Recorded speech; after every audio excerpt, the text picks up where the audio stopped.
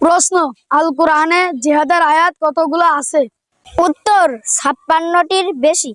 প্রশ্ন, আল কোরআনে হজের আয়াত কতগুলো আছে? উত্তর 78টি।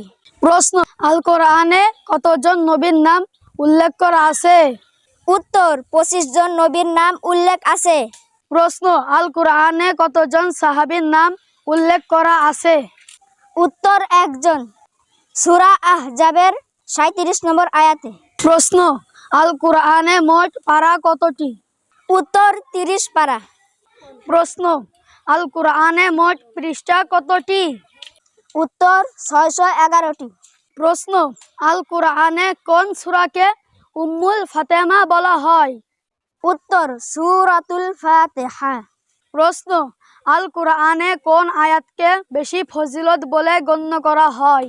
উত্তর সূরাতুল বাকারা 255 নম্বর আয়াত, যেটাকে বলা হয় আয়াতুল কুরসি।